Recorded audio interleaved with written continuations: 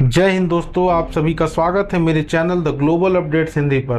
भारत और चाइना के बीच में एक बॉर्डर एग्रीमेंट साइन हुआ है जिसमें दोनों देश एलएसी यानी कि लाइन ऑफ एक्चुअल कंट्रोल से डिसएंगेजमेंट करेंगे। हाल फिलहाल का एक वायरल न्यूज जिसमें भारत के विदेश मंत्री एस जयशंकर ने बोला है कि इंडिया और चाइना के बीच में बॉर्डर पेट्रोलिंग का विवाद अब सामान्य हो जाएगा, जैसा कि 2020 तक था। यह बात जिसको विदेश मंत्री ने कंफर्म किया है, यह समाचार हर जगह पर, हर सोशल मीडिया पर, हर मीडिया पर फ्लो हो रहा है। ब्रिक्स समिट से पहले ही यह खबर आई कि दोनों देशों के बीच में यह सीमा का तनाव जो था वो अब लगभग कम हो जाएगा।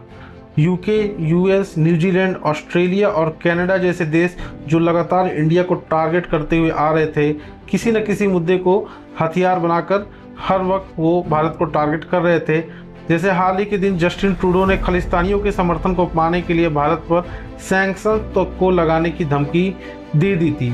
ऐसे ही बहुत सारे छोटे छोटे सैंक्शंस आए दिन अमेरिका के द्वारा भारत पर लगाए जा रहे हैं, तो यह बहुत अच्छा मौका था भारत का उन देशों को जवाब देने का। भारत और चाइना के बीच एलएसी पर तनाव कम करने के लिए अगर देखा जाए तो रूस की बहुत ही ज़्यादा भूमिका रही है। बहुत सारी मीटिंग्स हुई हैं इस सिचुएशन तक पहुंच जाने के लिए। रिसेंटली भारत के राष्ट्रीय सुरक्षा सलाहकार अजित डोभाल जो रूस गए थे, वहां पर व्लादिमीर पुतिन से मुलाकात किए और वहीं पर पहले से मौजूद चाइना के विदेश मंत्री से भी बात हुई। यह एक तरह का ड्यूअल डिप्लोमेटिक मिशन भारत की तरफ से था, जिसको मीडिया द्वारा बताया जा रहा था। चाइना के वांग यी उनसे डोभाल की मीटिंग के बाद म्यूचुअल ट्रस्ट और कंटिन्यूअस कम्युनिकेशन करना बहुत ज़रूरी है और द्विपक्षीय रिश्तों को मजबूती आए, ऐसा चाइना के डिप्लोमेट, चाइना के विदेश मंत्री वांग यी का कहना था। इसमें रूस का बहुत बड़ा हाथ था। वहाँ पर रसिया जो बहुत दिनों से प्रयास में था कि इंडिया और चाइना को एक साथ लाया जाए, जिसमें वो अब काफ़ी हद तक सफल रहा। रूस का इसमें निजी स्वार्थ भी कहीं ना कहीं निहित है पूरी तरह से। रूस नहीं चाहता है कि आपसी झगड़ों में ब्रिक्स है अपना संगठन, वो कमज़ोर हो। इंडिया चाइना के रिश्ते ख़राब होने की वजह से इंडिया के रिश्ते जो हैं वो वेस्टर्न कंट्रीज़ के साथ मजबूत होने लगेंगे, जो रूस कभी नहीं चाहेगा। इसलिए वो चाहता है कि चीन और भारत दोनों देश एकजुट होकर काम करें। आने वाले समय में जो ब्रिक्स समिट होने वाला है कजान के, इस समिट में सभी को अब बस इसी बात का इंतज़ार रहेगा कि शी जिनपिंग पुतिन के साथ मोदी जी आएँ और पूरी दुनिया में एक संदेश जाए। पूरा वर्ल्ड मीडिया शायद इसी का इंतज़ार कर रहा होगा।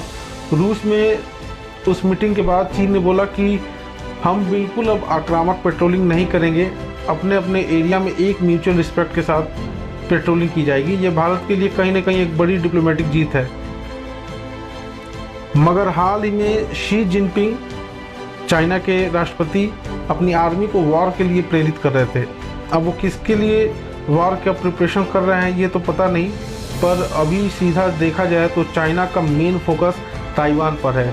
तो अगर चाइना और ताइवान का वॉर होता भी है तो अमेरिका इसमें आने वाले समय में दिक्कत दे सकता है चाइना को। इसके लिए चाइना जानता है कि यह सही वक्त है कि इंडिया के साथ अपने रिश्तों को थोड़ा सुधार लिया जाए। इसमें रूस की भी बात रह जाएगी और चाइना का फोकस भारत से हटकर पूरी तरह से ताइवान पर हो जाएगा और भारत इसमें कोई खिलाफत भी नहीं कर सकेगा।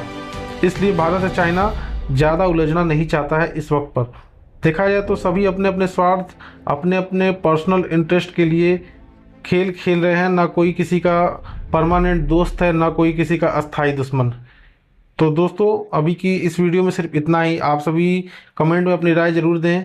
मिलते हैं अगले किसी और वीडियो में, तब तक के लिए धन्यवाद, नमस्कार। हमारे चैनल को ज़रूर सब्सक्राइब करें।